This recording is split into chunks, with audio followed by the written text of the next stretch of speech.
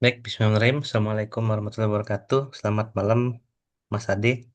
Ini sambil menunggu Mas Kakas, langsung saya mulai aja ya. Oke, kita masuk ke materi berikutnya ya dari PO2. Untuk PO2 ini materi kita sepertinya cuma ada empat ya, empat materi. Karena di materi terakhir itu kan ada tugas besar ya. Nah, tugas besar itu nanti digantinya dengan kuis aja gitu ya. Oke, masuk ke aplikasi berbasis teks ya untuk materi kita malam ini.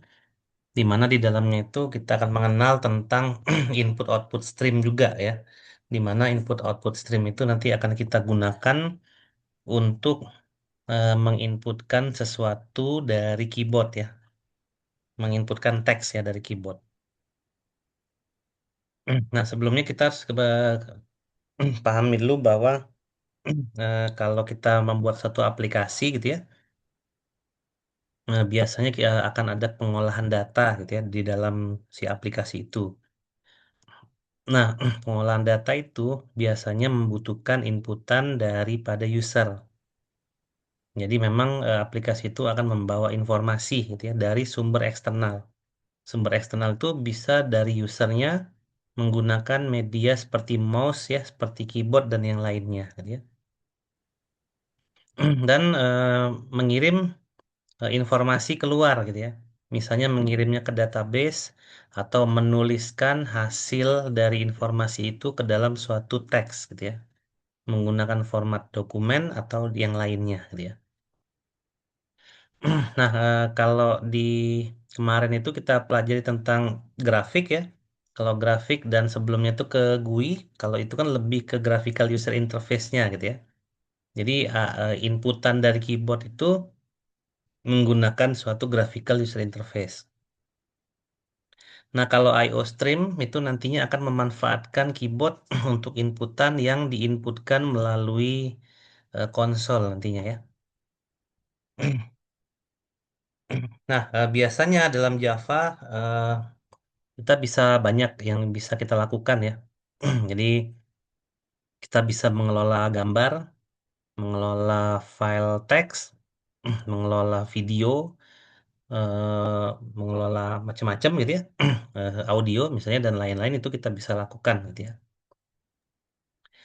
Nah, pengelolaan itu bisa dilakukan melalui aplikasi yang kita buat tentunya, dan kita akan mengandalkan suatu stream ya.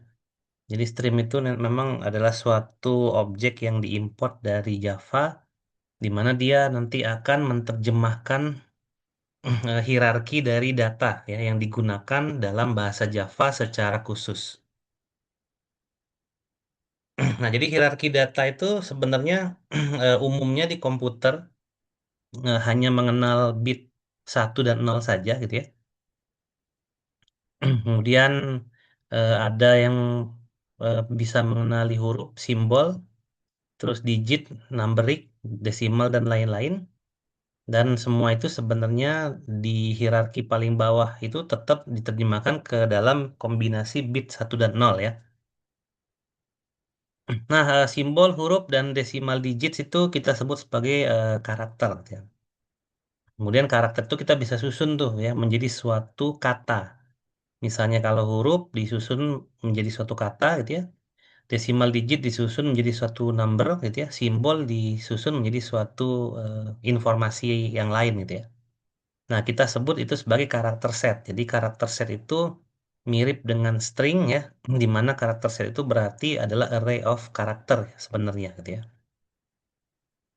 Nah, untuk Java itu karakter itu diterjemahkan ke dalam bentuk yang namanya Unicode dalam bentuk 16 bit. Jadi panjang tiap karakter dalam Java itu panjangnya 16 bit ya. Misalnya karakter huruf A. Nah, huruf A itu diterjemahkan ke dalam bit, kombinasi bit itu sepanjang 16 gitu ya. Misalnya A itu adalah 0001000100 terus sampai 16 misalnya gitu ya. Nah, itu adalah penerjemahan Unicode dari masing-masing karakter ya. Jadi setiap karakter, misalnya simbol kayak sama dengan tanda tanya, tanda crash, dolar dan lain-lain itu panjangnya 16 bit. kemudian angka 16 bit, huruf juga 16 bit gitu ya panjangnya untuk komposes karakternya. Nah, di atas bit itu biasanya kita kenal dengan istilah byte gitu ya. Jadi satu bit ya, satu byte itu 8 bit. Jadi panjang karakter Java itu adalah 2 byte ya sebenarnya. Terus di atasnya lagi kita kenal dengan istilah karakter. Ya, di atasnya lagi kita kenal dengan istilah field. Jadi field itu adalah karakter of bytes. Nanti di atasnya lagi kita kenal dengan istilah record gitu ya. Di atasnya lagi kita kenal dengan istilah file. Jadi seperti itu gitu ya. Nah, field itu seperti apa? Field itu adalah kumpulan dari karakter. Misalnya seperti nama orang gitu ya. Surya Wijaya misalnya itu tuh adalah field. Terus ada field jenis kelamin, ada field untuk umur, ada field tanggal lahir dan seterusnya. Nah, setiap field itu akan diterjemahkan dalam satu baris yang kita sebut sebagai satu record gitu ya. Jadi Surya Wijaya itu namanya field namanya, kemudian field jenis kelaminnya laki-laki, misalnya tanggal lahirnya tanggal 1 Januari dan seterusnya. Nah, baris data itu kita sebut sebagai record dan kumpulan record kita sebut sebagai suatu file gitu ya. Nah, itu yang kita sebut sebagai data hierarki. Sebenarnya itu data hierarki yang umum yang kita temui ketika kita belajar basis data gitu ya atau belajar teknologi komputer. Nah, yang membedakannya kalau di Java itu dia menggunakan 2 byte ya atau 16 bit untuk menerjemahkan masing-masing karakter, numerik ataupun simbol yang digunakan tadi gitu ya. Nah, jadi cara berpikirnya file, record, field sampai ke bit itu mirip dengan apa yang ada pada database ya. Kita belajar database ya seperti itulah ya untuk hierarki data. Jadi kalau ada record, berarti record itu ada nama, ada alamat gitu ya. Disebutkan namanya siapa, alamatnya di mana gitu ya. Nah, itu adalah satu record. Kalau nama sendiri, alamat sendiri, eh, hourly period sendiri itu kita sebut sebagai field tadi gitu ya. Nanti turun ke bawah ya, byte, bit. Nah, bit itu paling kecil ya untuk diterjemahkan nantinya. Oke, jadi seperti ini kira-kira ya hierarki data. Jadi yang paling atas itu kita lihat ada file ya, ada namanya Sally. Misalnya dia menyukai warna hitam ya, ada Tom menyukai warna biru, Judy warna green dan seterusnya. Kita ambil satu baris data, misalnya Judy green itu namanya satu record gitu ya. Kita ambil Judinya aja, namanya aja atau greennya aja itu kita sebut sebagai satu field. Nah, field itu kan disusun dari beberapa karakter ya. Misalnya Judy berarti ada J, U, D, Y, J-nya huruf kapital. Kemudian diterjemahkan ke dalam Unicode gitu ya, Unicode karakter. Misalnya di J huruf besar itu tadi kan 16 bit ya, berarti ada kombinasi 0 dan 1 sepanjang 16 baris ya, 16 bit ya. Nah, contohnya di sini judi itu 0 semua, 8 di depan, kemudian 8 di belakangnya 01, 00, 10, 10 gitu ya. Jadi diterjemahkan ke dalam Unicode karakter. Nah, nanti Java itu akan menerjemahkan itu ya. Kalau kita ngetik judi gitu ya dalam keyboard, Java itu akan membaca Unicode karakter gitu ya, yang paling bawah gitu ya, langsung dibaca oleh Java dan nanti akan di-outputkan, misalnya outputnya di layar itu dari Unicode diterjemahkan ke atasnya lagi. Jadi bolak-balik aja gitu gitu ya. Nah, kalau kita akan menggunakan record ini sebagai bentuk database, Java itu sebenarnya menyediakan import database langsung gitu ya. Namanya JDBC ya. Nah, JDBC itu driver yang kita bisa gunakan untuk menggunakan database dari luar ya yang berbasiskan MySQL. Bisa jadi kita gunakan Microsoft Access misalnya sebagai database menggunakan bahasa Java itu bisa gitu ya. Nah, penggunaan karakter set tadi gitu ya, penggunaan string tadi atau teks tadi itu biasanya sering kita gunakan untuk input dan output. Ya, yang paling banyak dan paling sering dipelajari itu adalah input menggunakan keyboard, lalu outputnya itu di monitor gitu ya, atau di printer. Cuman biasanya kalau di materinya Bu Reski, yang ini gitu ya, Ini akan kita pelajari untuk input yang keyboard dan output yang ke monitor aja gitu ya. Menggunakan input stream dan menggunakan output stream. Hmm. Nah, kalau Java itu tadi seperti yang dijelaskan di awal, dia itu menganggap bahwa setiap karakter gitu ya. Misalnya tadi namanya Judy, nah itu sebenarnya mengandung 16 bit gitu ya, 16 bit karakter yang dia akan lihat. Jadi ketika kita mengetikkan sesuatu, misalnya huruf J, maka dari panjang 16 karakter itu dikirim satu persatu dulu ke memori. Jadi nol yang pertama dulu, habis itu nol yang kedua, sampai mungkin digit yang terakhir, yang ke-16 gitu ya. Itu selesai, dikirimkan di memori, kemudian diproses oleh prosesor, kemudian dioutputkan lagi ke memori, lalu dari memori ke monitor gitu ya. Nah, urutan-urutan proses seperti itu itu ada di mata kuliah arsitektur komputer sih kayak harusnya gitu ya. Nah, di Java juga sebenarnya untuk urusan input output mirip aja gitu ya dengan arsitektur yang digunakan dalam komputer karena Java sendiri itu kan sebenarnya berjalannya di virtual machine ya. Jadi dia bisa diinstal di OS manapun ya, bisa di Android, bisa di Windows ya, bisa di mana-mana. Jadi dia memiliki skema input output sendiri yang terpisah gitu ya. Tapi skema yang digunakan itu adalah skema yang sangat umum untuk dipakai di arsitektur komputer. Nah, contohnya misalnya seperti ini ya, jika kita ngetik nilai 5. Nah, nilai 5 itu disimpan dalam bentuk byte biasanya. Ya, berarti kalau biner 16 bit panjangnya, tapi bit yang paling belakang tuh 0 semua gitu ya. Nah, 3 bit yang terakhir tuh 101 gitu ya. Itu biasanya 5. Karena kan kalau 101 itu kan berarti 2 pangkat 0, 2 pangkat 1, dan 2 pangkat 2 gitu ya. Karena 2 pangkat satunya 0 berarti kan 0 gitu ya. 2 pangkat 0 1, 2 pangkat 2 4, berarti 4 tambah 1 5 gitu ya.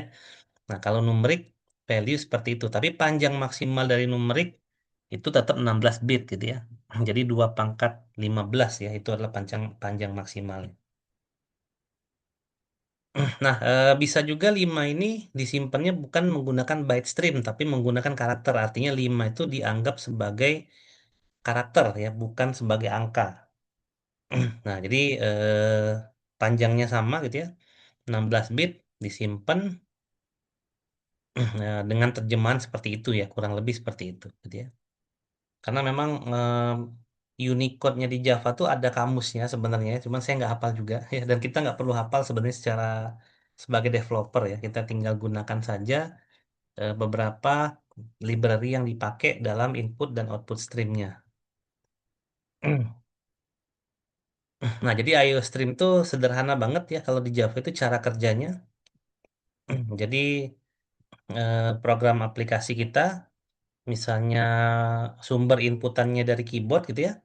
Nah, dia akan menyalurkan data byte atau karakter tadi, lalu kemudian dibaca, dan lalu akan disimpan di dalam aplikasi, dan kemudian akan diproses.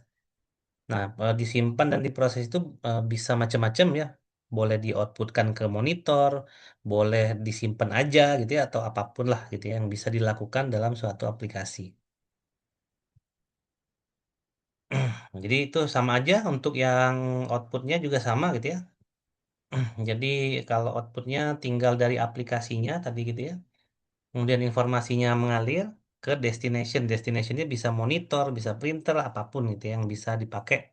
Termasuk destinationnya juga database ya. Ya, karena kita bisa menyimpan data menggunakan IO stream ke dalam database juga. Nah, konsep algoritma baca dan tulis di Java itu sangat sederhana banget. Jadi untuk membaca, pertama open streamnya dulu. Ya, kemudian ketika informasinya masih ada, baca informasinya. Kalau sudah beres, close streamnya gitu ya. Nah, untuk nulis juga sama. Kalau nulis itu berarti open stream juga. Terus kalau selama informasi masih ada ditulis, kalau udah habis ditutup streamnya gitu ya.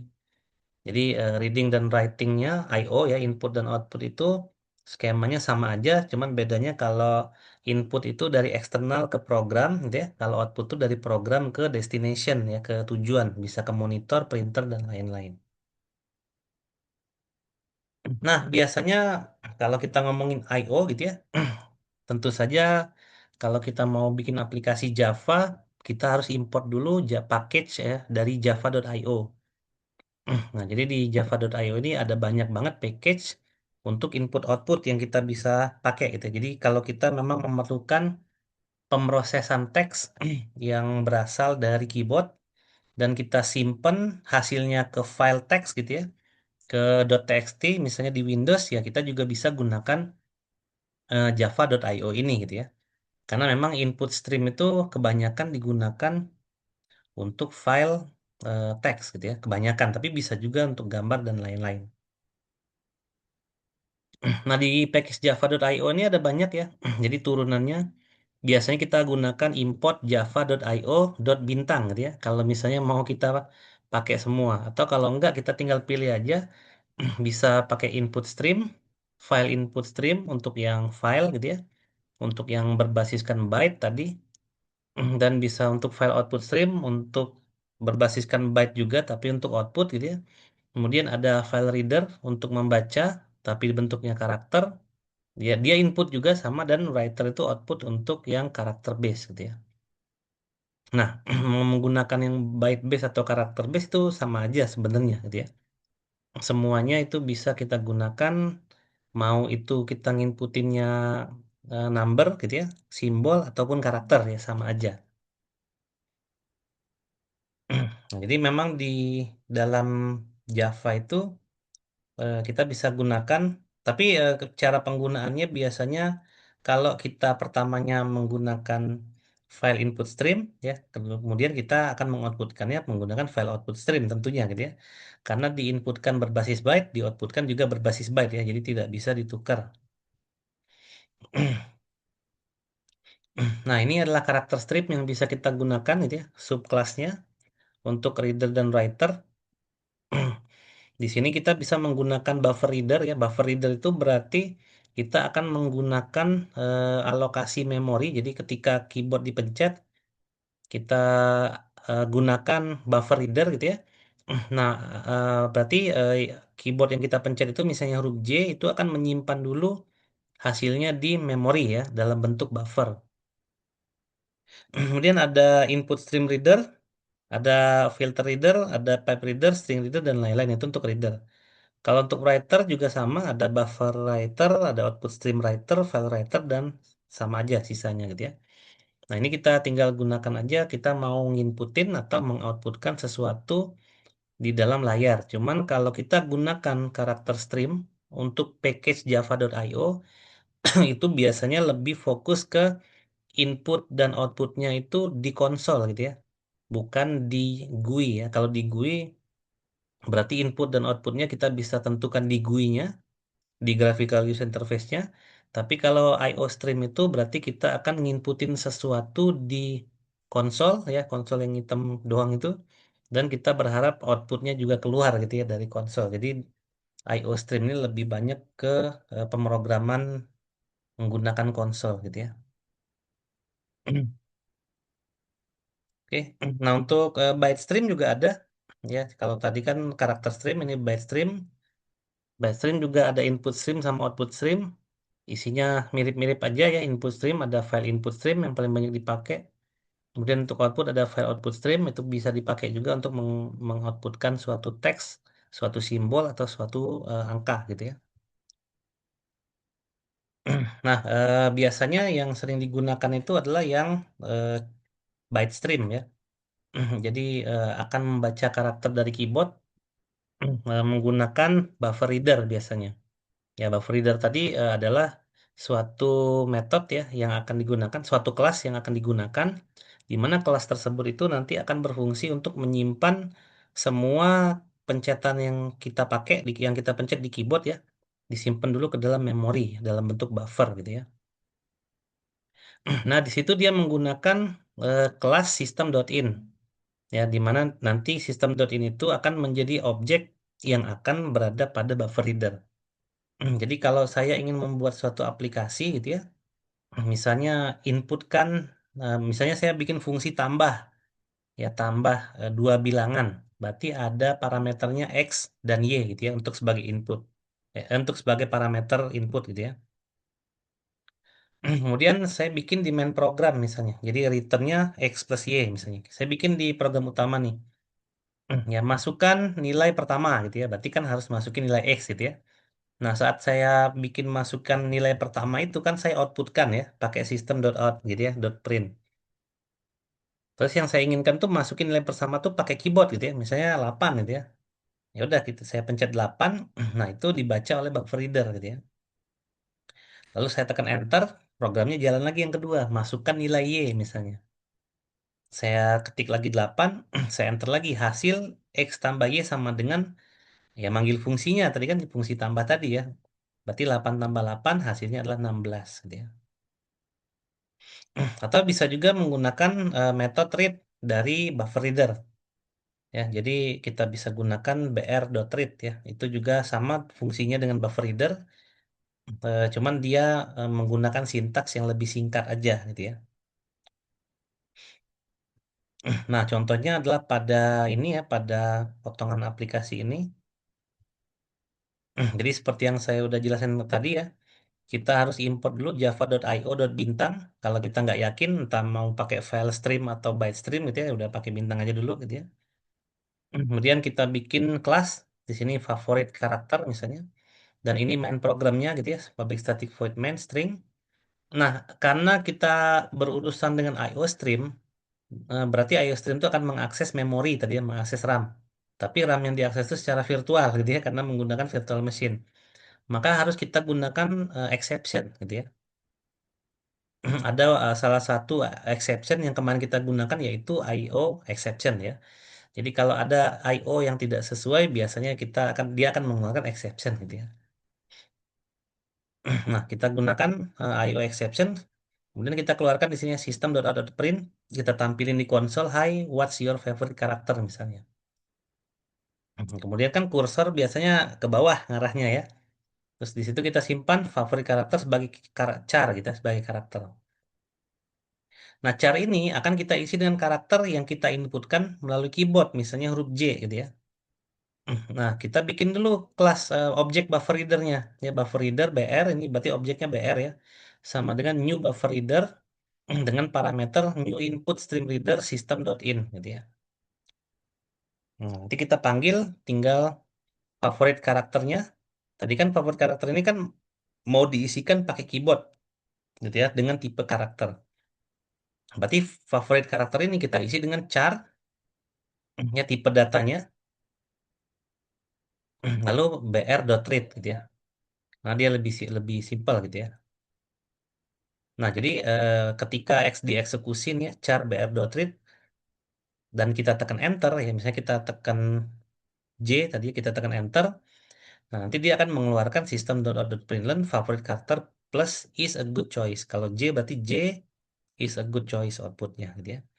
Nah, jadi skema blok ya dari sini dari char favorit char ini sampai favorit char diisi dengan char br.read, ini adalah mekanisme untuk menerima inputan dari keyboard. Dan biasanya memang harus diakhiri dengan enter karena mainnya di konsol gitu ya. Jadi kalau neken J atau neken H atau karena dia karakter gitu ya. Kalau nggak kita enter, dia tidak akan memproses baris di yang bawahnya gitu ya. Harus di enter dulu.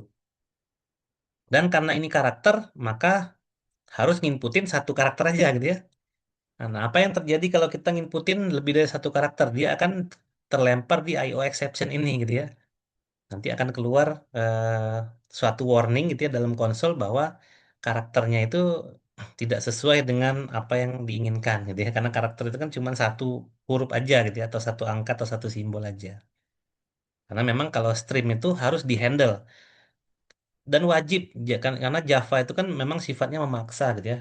Kalau kita baca di dokumentasi Java, kalau tidak dihandle pakai IO stream, misalnya program kita terjadi error, karena tadi kan karakternya tersimpan di memori ya.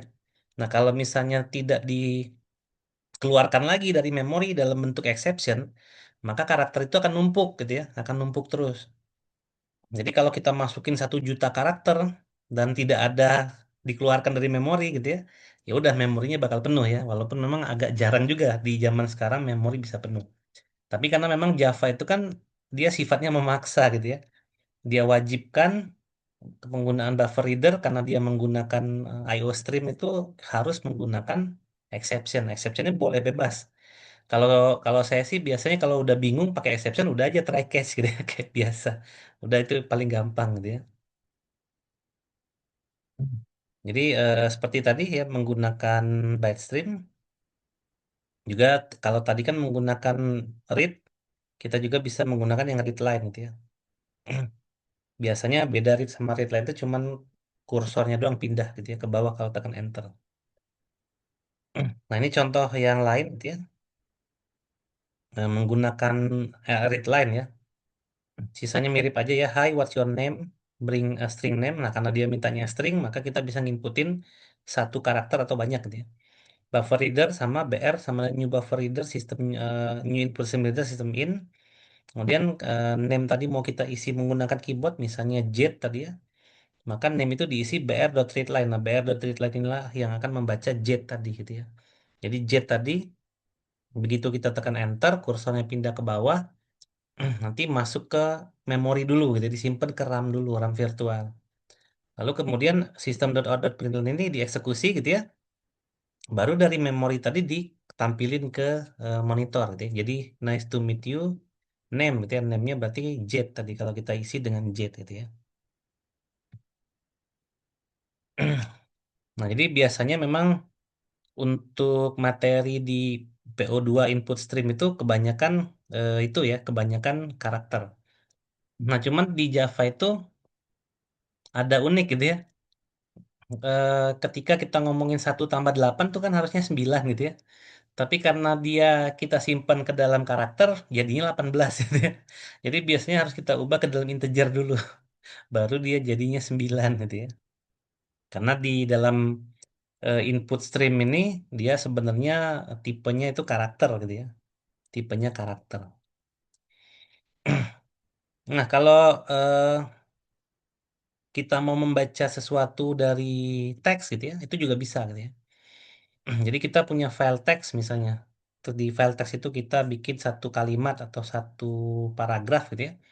Terus kita mau baca nih gitu ya. Atau mau kita tulis filenya itu juga bisa gitu ya. Nah kalau untuk membaca dan menulis file itu biasanya menggunakan file input dan file output ya. Nah kalau kita membaca doang, kita bisa gunakan file input stream ya. Jadi file input stream, string, file name. Nah file name ini adalah nama file teksnya. Misalnya kita simpan ke dalam coba.txt gitu ya. Ya udah kita masukin di sini coba.txt. Nah, kita bisa lakukan itu kalau misalnya posisi kompilasi aplikasinya dengan posisi teksnya dalam satu folder yang sama gitu ya. Kalau foldernya beda, biasanya kita akan masukin path lengkapnya, misalnya D.2 garis miring dan seterusnya gitu ya, di sini gitu ya. Nah, biasanya karena memang dia ngomonginnya adalah stream juga, maka kita butuh exception yang namanya file not found gitu ya. Untuk mencegah kalau kalau gitu ya filenya itu nggak ada gitu ya ternyata. Nah, caranya seperti ini untuk membaca gitu ya. Import java.io juga sama karena tadi kan di depan itu salah satu untuk IO itu kan ada file input strip sama file output strip gitu ya. Nah, kita bikin kelas read file, kita bikin main program misalnya tetap pakai exception gitu ya. What is the name of the file to read from misalnya. Terus nama filenya adalah string, kita gunakan buffer reader, kita baca, kemudian no reading from file name. File name ini nama teksnya. Jadi kalau coba.txt, berarti file name itu adalah coba.txt-nya, gitu ya. Nah, untuk isinya, berarti kita menggunakan file input stream, gitu ya. Jadi kita bikin dulu kelasnya, file input stream. Ini juga dapatnya dari java.io, gitu ya. Bikin objeknya, fish misalnya, diisi nol dulu. Nah, karena tadi kan terkait dengan stream, maka harus ada exception juga, gitu ya. Jadi exception yang paling simpel itu ya udah pakai try catch aja, gitu ya. Nah, kita try di sini fish objeknya sama dengan new file input stream. Nah, ini kan berarti fish-nya jadi objek ya. diinstansiasi dari file input stream, lalu file name. Nah, ini nama file name-nya tadi. Misalnya coba.txt. Nah, di catch di sini ya kalau nggak ada gitu ya. Kalau teksnya nggak ada ya pakai file not found exception, atau kalau mau exception yang segala bisa langsung aja exception E gitu ya. Nah, kalau misalnya file yang nggak ada kita bisa outputkan system.out.println si file not found kalau nggak ada. Nah, kalau ada mulai kita baca gitu ya. Char data integer temporary ya udah baca gitu ya filenya. Jadi kita bisa menggunakan dual temporary kita isi dengan fish.read, jadi dia akan membaca per karakter gitu ya. Nanti data diisi dengan karakter dari temporarinya. Jadi dia bacanya per karakter. Jadi di looping sepanjang karakternya. Jadi kalau satu kalimat ada 5 kata dan panjang semua karakter itu adalah 80 misalnya, nah dia akan baca 80. Dan spasi juga ya, spasi itu dianggapnya sebagai suatu simbol ya. Jadi spasi itu akan dihitung sebagai satu karakter gitu ya. Ya udah tinggal kita tampilin aja ya selama temnya tidak -1, karena kalau -1 dia udah habis gitu ya. Udah habis file yang dibaca, kita tampilin aja system.out.print datanya gitu ya.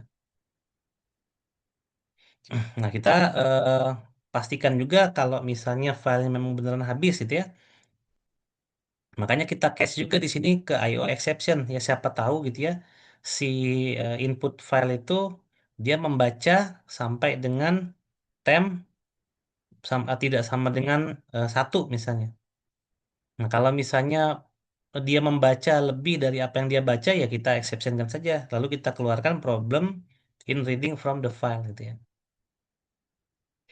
Nah, ini kalau kita membaca file dan ingin mengoutputkannya langsung ke monitor gitu ya. Kalau kita ingin memanipulasi filenya dan lain-lain, ya biasanya kita tempatkan di sini. Kita bisa memanipulasikan di sini. Misalnya kita baca suatu file dengan bentuk teks, lalu di situ kita mau masukkan hasilnya ke database gitu ya, ya udah tinggal nanti koneksi ke database-nya ada di sini gitu ya. Jadi tidak output ke monitor tapi disimpan ke database gitu ya. Nah, kalau mau nulis gimana? Kalau nulis kita menggunakan file output gitu ya, file output stream. Kita mau nulis berarti. Jadi kita akan nulis suatu teks menggunakan Java ya, bukan pakai Notepad. Jadi nulisnya di Java nanti kita simpan ke dalam file teks gitu ya. Kita gunakan output stream menggunakan write ya untuk menulis. Nah, caranya mirip gitu ya. Kalau ini seperti biasa apa yang mau di apa nama filenya apa yang mau mau ditulis, ini file name-nya, buffer reader dan seterusnya. Nah, kemudian mulai dari sini baru kita menggunakan file output stream untuk menulis gitu ya. Sama seperti tadi menggunakan try catch ya, terus new file output stream nama filenya. Jadi filenya kita bikin dulu, kita create dulu. Misalnya coba.txt tapi isinya kosong gitu ya. Kemudian kita try catch biasa kalau file yang nggak ada gitu ya. Nah, lalu kita mulai untuk menulis di bawah sini. Kita gunakan try catch lagi gitu ya. Kita akan pakai flag dan itu berarti yang kita tulis sudah beres gitu ya. Kita isi false dulu, kemudian kita lihat datanya. Nah, diulangnya pakai do while juga sama gitu ya. Kita baca. Jadi kalau menulis itu kan kita baca dulu dari keyboard gitu ya, lalu kita tulis ke file gitu ya. Maka dari input stream tadi dari apa? Dari buffer reader masih kita gunakan gitu ya. br.read kita baca. Ya udah kita ketik gitu ya. Kita ketik aja. Nah, kalau ini kondisional aja gitu ya. Kalau ketemu Q gimana, kalau ketemu dolar gimana, ini sebenarnya bebas aja gitu ya, nggak harus ada ini juga nggak apa-apa. Intinya kita gunakan data.brread itu untuk baca apa yang kita ketik. Kemudian force.write ini kita gunakan untuk menuliskan ke filenya gitu ya. Nah, udah segitu aja sampai sampai done gitu ya. Lalu IO exception, kalau misalnya filenya gagal ya udah keluar exception aja, kita tampilin problem in the reading from the file gitu aja sih. Kalau ini cuman ininya doang ya, cuman kalau karakternya yang diketik itu Q baru dibaca gitu ya. Kalau karakternya yang ditulis dolar berarti selesai. Jadi kalau kita ingin selesai menulis file, kita ketik dolar, kita tekan enter selesai gitu ya ngetiknya gitu ya. Nah, gitu aja sebenarnya. Nah, dalam mengetikkan suatu file juga kita juga sebenarnya bisa gunakan command line ya. Command line argumen. Jadi kalau kita lihat tadi gitu ya, di sini kan ada public static void main ya, string argumen di sini ya. Nah, argumen ini kan berarti adalah parameter tipenya string dan array gitu ya. Nah, kita bisa aja pas kita jalanin file Java misalnya, misalnya ini namanya write file. Jadi kita jalanin, kita compile kan write filenya, nanti jadi kelas, kemudian kita panggil Java spasi write file. Nah, setelah Java spasi write file itu kita bisa tambahin parameter. Jadi kita tekan spasi lagi, kita bikin parameter string tambahan gitu ya di belakangnya. Nah, sehingga dia akan menuliskan itu adalah argumen nol atau satu atau 2 dan itu dinamis panjang argumennya sepanjang yang kita ketikin di samping gitu ya. Nah, contohnya kalau kita punya aplikasi namanya Calculate misalnya. Di Calculate ini kita akan masukin dua bilangan tadi ya, X dan Y gitu. Kita punya fungsi tambah. Kita nggak mau masukin datanya pakai keyboard. Tapi kita mau masukin datanya pas aplikasinya dijalanin. Kan Java spasi Calculate itu kan untuk menjalankan aplikasi gitu ya. Nah, ya udah kita gunakan aja Java spasi Calculate spasi satu spasi 2. Nah, itu tuh sebenarnya adalah untuk ditampungnya di mana? Ditampungnya di sini ya di string args ini, gitu ya. Jadi ada args nol karena dia arraynya Java kan dari nol ya. Jadi args nol itu akan menyimpan nilai satu dan args satu itu akan menyimpan nilai 2. Tapi sekali lagi yang disimpan itu string ya, karena di sini juga string gitu ya. Public static void main string gitu ya. Jadi kalau mau satu tambah 2 hasilnya 3, ubah dulu ini ke dalam integer. Kalau enggak jadinya 12 nanti gitu ya. Nah, kita juga bisa seperti itu ya. Jadi kalau kita tidak mau menginputkan dengan keyboard, tapi kita mau data itu masuk pas aplikasinya dijalanin gitu ya. Ya udah kita manfaatin aja argumen yang ada di public static void main-nya gitu. Oke, ya, ya. Jadi seperti itu mungkin gitu ya materi pada malam hari ini. Berarti nanti kita akan ada setidaknya dua materi lagi ya. Karena untuk yang tugas besar kan saya sudah hapuskan ganti sama kuis saja gitu ya. Oke, itu saja mungkin ya. Ini saya rekam, jadi nanti akan saya share ya rekamannya di grup ya. Itu aja ya, Baik, teman-teman. Pak. Terima kasih ya. Saya akhiri ya. Wassalamualaikum warahmatullahi wabarakatuh. Waalaikumsalam warahmatullahi wabarakatuh. Terima kasih, Pak. Oke, terima kasih ya. Yuk. Ya, Pak.